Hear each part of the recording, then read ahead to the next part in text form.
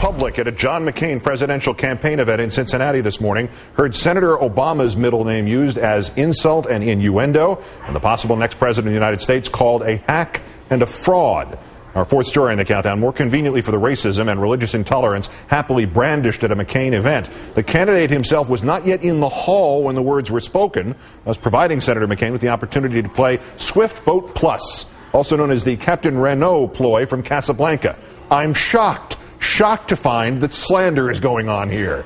The litany of name-calling from a local radio talk show host in Cincinnati, well known for trading in such racism and hatred, named Bill Cunningham, 3 times using Senator Obama's middle name, Hussein, calling Obama a hack and the fraud from Chicago.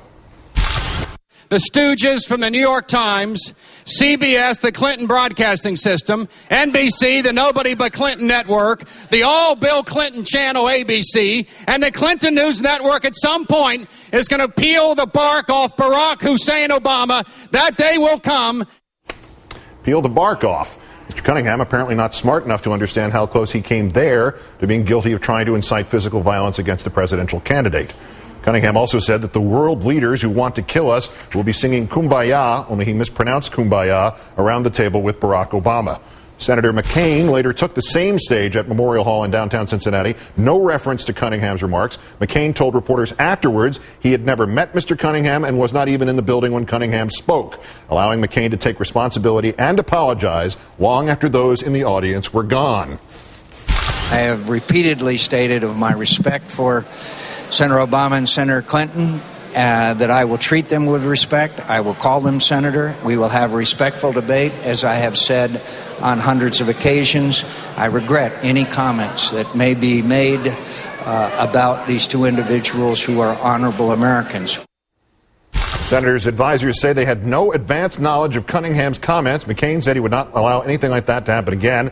The Obama campaign said it appreciated McCain's remarks, but Mr. Cunningham has now declared on his radio show that he feels betrayed by McCain's reaction.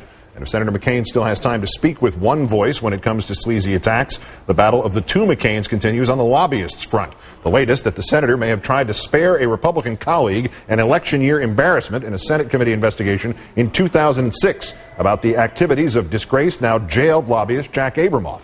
At issue, according to the Huffington Post's Sam Stein, a 2002 email from Abramoff to one of his aides in which Abramoff sought the help of the Alabama governor, Republican Bob Riley. The committee, headed by McCain, did not say whether it thought the contents of the email were fact or fiction, and it did not release the email in its final report. More on that presently. But first, a reminder of McCain's oft-used line on Abramoff. Ask Jack Abramoff if I'm an insider in Washington. You probably have to go during visiting hours in the prison. And he'll tell you, and his lobbyist cronies, of the change I made there. I don't know if he wants that answered or not. Let's bring in MSNBC political analyst, Air America radio host Rachel Maddow. Good evening, Rachel. Hi, Keith. To the bully Cunningham in a moment. First, what is the McCain-Abramoff story here exactly? 2006, John McCain was the head of Senate Indian Affairs Committee. The report on Abramoff was designed to figure out the reach of the Abramoff scandal, how far that corruption spread.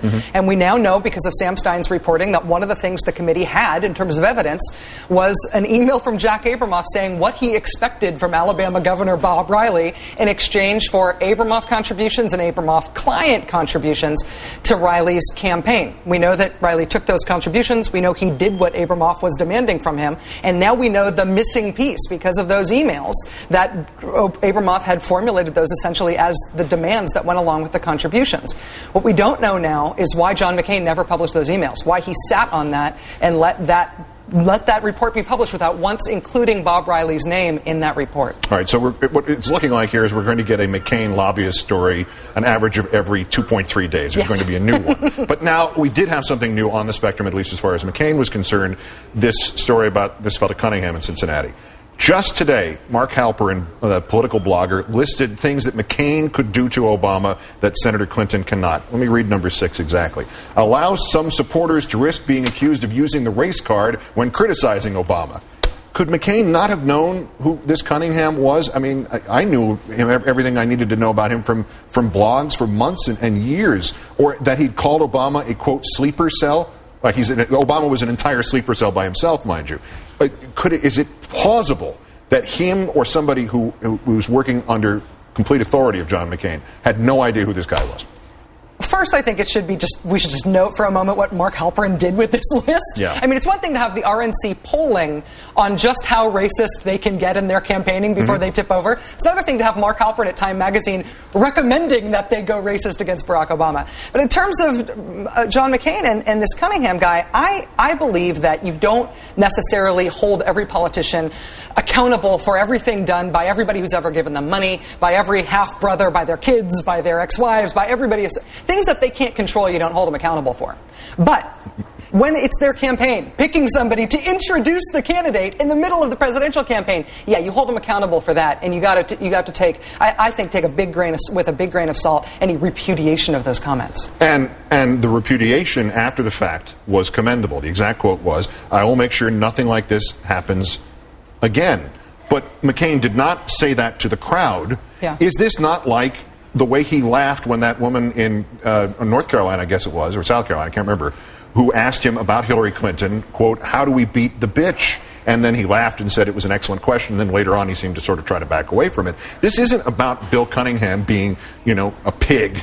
This is a question of John McCain's judgment in action at the moment. Yes. And maybe he got it right 45 minutes later, but what happened at the moment? He failed, didn't he? Yes, and if to profess shock at something usually implies that you immediately feel the shock when the thing happens. It doesn't mean that after you talk to your advisors 45 minutes later and the crowd is gone, then you retroactively feel shocked. If you really are shocked by these things, you react in the moment. You really do make sure they don't happen again. You don't laugh them off for the benefit of the crowd and those around you. And I never understood this. It always pays to apologize, even if you're insincere about it. Yeah. Why wouldn't he come out and make a big deal about it with the crowd? Why wouldn't somebody say it to him as he's going onto the stage? Well, why didn't he tell the woman who called Hillary Clinton that, at this point he's going along with it. That's what makes it not credible that he was shocked by these things. Another list to keep. Rachel Maddow of Air America and MSNBC, as always, a pleasure to talk to you. We'll talk to you again after the debate. Indeed.